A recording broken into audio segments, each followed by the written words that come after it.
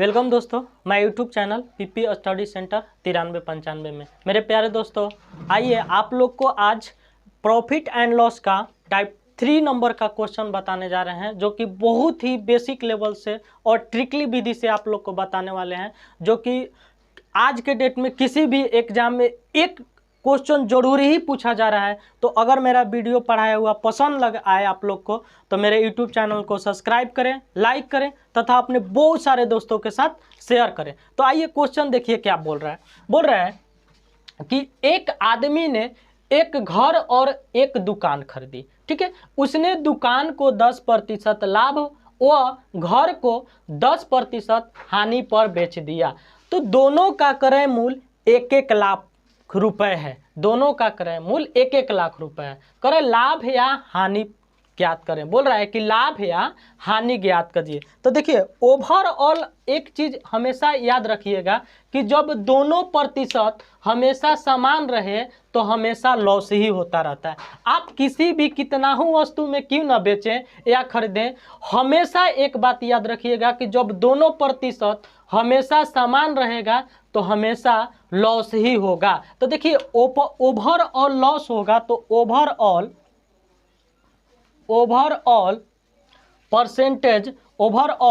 Loss percentage equal to formula होता है overall loss percentage equal to होता है x² 100 हुआ। तो देखिए, आप लोग को ट्रिक बता दे रहे हैं। क्या हुआ? x 10 हुआ, i गुना 10, तो ई नीचे 100 होगा। 1 0 से 1 0, 1 0 से 1 0, कितना के हुआ? -1% का लॉस हुआ। तो -1% का लॉस हुआ तो प्रतिशत का मान कितना होता है? 1/100। तो हम लिख देंगे -1/100। देखिए, कोई सामान 100 रुपया में किन रहे हैं, 1 रुपया घाटा में हम बेच रहे हैं, तो कितना में बेच रहे हैं? 99 रुपया में। ई हुआ CP और ई क्या हुआ? SP। लॉस तो मेरा 1 रुपया माइनस है ही है, मेरा 1 रुपया जो है लॉस तो माइनस है ही है। तो अब देखिए, अब कह रहा है तो अब यहाँ पर 99 यूनिट का SP किए हैं और वहां पर 1-1 लाख रुपया कमा रहे हैं। तो दोनों मिला के कै लाख रुपया कमाए? 2 लाख रुपया। तो 1-1 लाख रुपया में बेच रहे हैं। तो 1-1 लाख रुपया दोनों का अगर हम बेच रहे हैं, क्रय मूल्य हो रहा है दोनों का, अगर दोनों का हम खरीदे हैं ना, तो क्रय मूल्य हुआ। तो दोनों का क्रय मूल्य इतना हुआ, तो हमारा कह रहा है कि बेचने का, तो 99 रुपया में बेचे और 100 रुपया में किने, यूनिट के हिसाब से। तो देखिए, यहाँ 1-1 लाख दोनों वस्तु पर कितना हो जाएगा? 2 लाख रुपया। 2 लाख रुपया हो जाएगा। तो 1 यूनिट बराबर क्या होगा? 2/99। 1 यूनिट बराबर क्या हो जाएगा? 2/99। तो यही आपका क्या हो जाएगा? आंसर हो जाएगा। यही आपका ये लॉस हो जाएगा। तो लॉस कितना का हो जाएगा? तो 2/99 का लॉस हो जाएगा। अब देखिए, अब सेकेंड विधि आप लोग को बता रहे हैं। अगर ये फास्ट लग रहा होगा तो एक और ट्रिक बता रहे हैं आप लोग को, जो कि बहुत ही बारीकी से बताएंगे। देखिए, पहला बार बोला है क्या? 10% की लाभ हो रहा है। तो 10% की लाभ हो रहा है, तो ध्यान से देखिए, आप लोग को बता रहे हैं 10% की लाभ, तो प्लस, तो 10/100, 1 0 से 1 0 कट गया, 1/10 हुआ। प्लस है तो प्लस, तो कोई वस्तु के 10 रुपया में खरीदे आ 1 रुपया लाभ कमाए, तो कितना में बेच दिए? 11/10। ये हुआ CP, ये हुआ SP और ये हुआ CP। अब कह रहा है कि 10% हानि पर मैंने बेचा है। तो 10% हानि यानी कि 10/100, 0 से 0 कट जाए, -1/100। अब ये कह रहा है कि 1/10 हुआ, तो 10 रुपया में कोई सामान किनले थे, 1 रुपया के हानि पर बेच दिए, तो कितना में बेचे होंगे? 9 रुपया में बेचे होंगे। तो 10, ये 10 रुपया CP हुआ और ये 9 रुपया SP हो गया। अब देखिए, यहाँ से हम बता रहे हैं, यहाँ लिख देते हैं हम CP और यहाँ लिख देते हैं हम SP। ठीक है, अब देखिए, ये पहले का है, ये होम का है, ये दुकान का है, तो लिख देते हैं SHOP। ये घर का है और ये दुकान का है। तो पहले पर हमको कितना क्या है? 10% हानि और लाभ का है। तो मान लीजिए 10% पहले हम लाभ से चलते हैं। मान लीजिए लाभ से चलते हैं, तो 10% के लाभ हुआ 10% के लाभ हुआ तो 10 रुपया में किने तो कितना में बेचे, 11 रुपया में बेचे। अगर ये 10 रुपया में किने 1 रुपया के हानि हुआ है तो कितना में बेचे हैं, 9 रुपया में बेचे हैं। ठीक है, अब दोनों के अंतर देखिए, यहाँ पर कितना का है, 1 का है, और यहाँ भी दोनों का अंतर कितना का है, 1 का है। दोनों का अंतर कितना है, 1 का। यहाँ +1 का अंतर है और यहाँ -1 का अंतर है। ठीक है, अब यहाँ दोनों को हम बराबर इक्वेशन करते हैं। जैसे यहाँ 10 है, यहाँ भी 10 है, तो यहाँ भी दोनों बराबर। ऐसा कौन सा अंक ले कि दोनों जगह बराबर हो जाए। तो देखिए यहाँ 9 ले लेते हैं और यहाँ 11 ले लेते हैं, तो देखिए दोनों बराबर नहीं हो जाएगा। ये कितना हो जाएगा, 11 9 99, 11 9 99। तो जब यहाँ हम 11 लिखे तो यही जो 11 होगा, और जब यहाँ 9 लिखे तो यही जो 9 होगा। तो देखिए ये प्लस में 9 हुआ और ये माइनस में 11 हुआ। तो -11 में से 9 जाएगा तो कितना होगा, -2।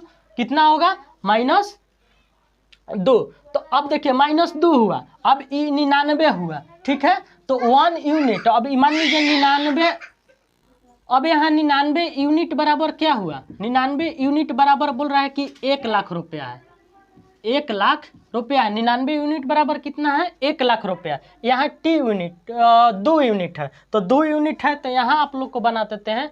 तो 2 गुना क्या हो जाएगा, 1/99, तो 2/99 लाख इज द आंसर। आइए दोस्तों, अब इसी प्रकार के एक और क्वेश्चन बनाकर देखते हैं क्या बोल रहा है। बोल रहा है कि एक आदमी टेलीविज़न प्रत्येक रुपये 2400 के हिसाब में बेचे और पहले पर 20% का लाभ और दूसरे पर 20% की हानि हुआ। तो लाभ या हानि ज्ञात करना है कि कितना रुपए का लाभ हुआ या कितने रुपए का हानि हुआ। इस बात को कह रहा है ज्ञात करने के लिए। तो देखिए हम बोले हैं कि जब भी परसेंटेज समान हो तो ओवरऑल लॉस ही होगा। हमने आप लोग को बोल दिया कि कभी भी लॉस ओवरऑल परसेंटेज समान रहे तो ओवरऑल हमेशा लॉस ही होगा। तो ओवरऑल लॉस फॉर्मूला बराबर आप लोग को बता ही दिए हैं। ओवरऑल लॉस परसेंटेज का फॉर्मूला आप लोग को बताइए दिए हैं कि x²/100 होता है, x²/100 होता है, x²/100 होता है। तो पहले पर कितने रुपए का पहले पर कितने रुपए का लाभ हुआ है, तो पहले पर 20 रुपए का 20% का लाभ हुआ है, तो 20 × 20 /100 हुआ। तो देखिए 1 0 से 1 0 और 1 0 से 1 0 हुआ। तो ओवरऑल लॉस परसेंटेज होता है, तो कितने प्रतिशत की हानि हुआ, 4% की हानि हुआ।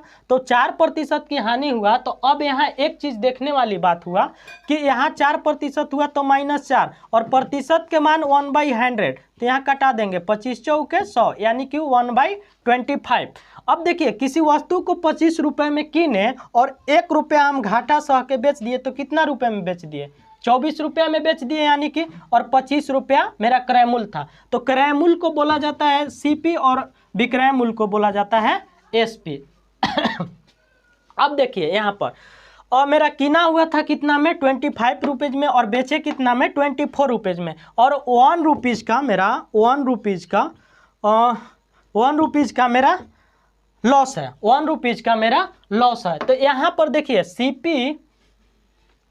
CP कितना है, 25 रुपया, और 25 रुपया में कितने थे, 1 रुपया के जब हम घाटा सह के बेचले हैं, तो यानी कि हमको पता चल जाएगा कि हम कितना में बेचले हैं। तो 1 रुपया के घाटा सह के बेचे तो SP कितना है, 24 रुपया है, 24 यूनिट हो गया। तो अब ये 24 यूनिट इज इक्वल टू क्या करेंगे, क्योंकि दो सामान को हम हमेशा खरीदे हैं, तो 2 सामान खरीदे हैं, तो 2 × 2400 होगा। तो कितना होगा, 24 यूनिट इज इक्वल टू 24 दूना 48,000 रुपया हो गया। तो 1 यूनिट बराबर क्या हो जाएगा, 1 यूनिट इज इक्वल टू 24 दूना 48, 200 रुपीज़ हो जाएगा। तो 200 रुपीज़ जो हुआ तो ये क्या हुआ, लॉस हुआ। तो लॉस बराबर कितना हो गया, 200 rupees is the right answer.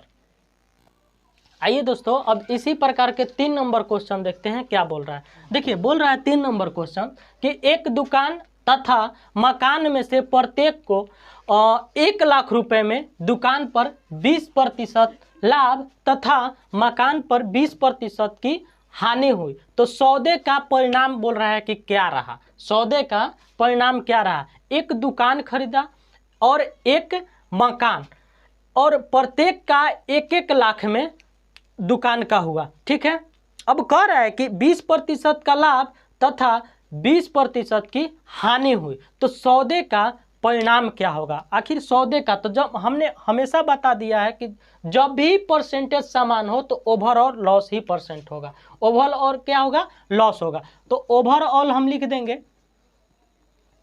Overall loss ही होगा। तो ओवरऑल लॉस बराबर x²/100।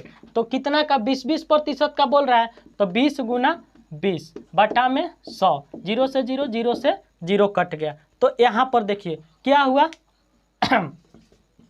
2 दूना 4 यानी कि 4% के क्या हुआ, हानि हुआ। तो अब 4% के हानि हुआ तो प्रतिशत के मान कितना हुआ, प्रतिशत के मान हुआ 1/100। तो 1/100 तो यानी कि -4 और प्रतिशत के मान 100 तो 25 चौके 100 यानी कि -1/25 -1/25 लिखे। तो अब यहाँ ध्यान से सुनिए, किसी वस्तु को हम 25 रुपया में किने और 1 रुपया घाटा सह के बेच दिए तो कितना में बेचे, 1 रुपया घाटा सह के बेच दिए तो कितना में बेचे, 24 रुपया में बेच दिए। तो 1 रुपया घाटा सह के बेचे तो कितना रुपया में, तो हम यहाँ लिख सकते हैं 24/25।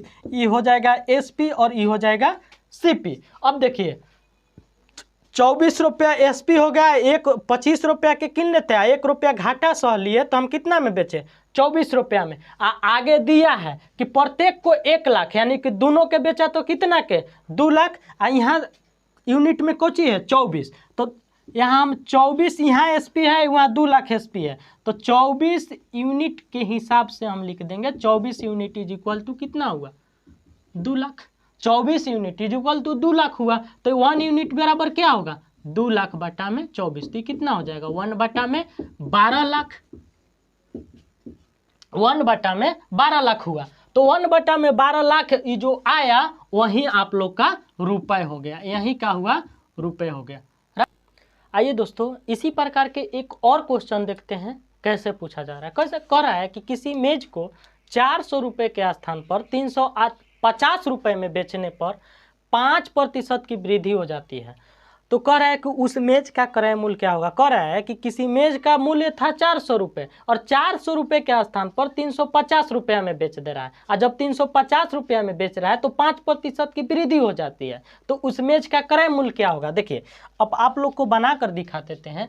किसी मेज का दाम था 400 रुपया, किसी मेज का दाम था 400 रुपया और उसे भूल से वो क्या कर रहा है कि 350 रुपये में बेच दे रहा है।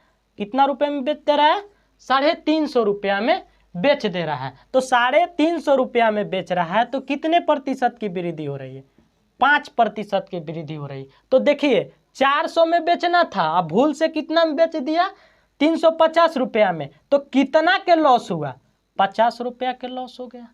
50 रुपया के लॉस हुआ ना, तो 50 रुपया के लॉस हुआ तो यहाँ 5% है। तो 1% इज इक्वल टू, यहाँ पर लिख रहे हैं क्या, हम लिख सकते हैं 1% इज इक्वल टू 50 बटा में है 5। ठीक है, तो 10 पचे 50, तो 1% इज इक्वल टू कितना आया, 10। तो हमको 100% का मान निकालना है तो हम क्या लिख देंगे, इसलिए 100% इज इक्वल टू 10 × 100। तो कितना हो जाएगा 1000। कितना हो जाएगा 1000 रुपये इज द राइट आंसर।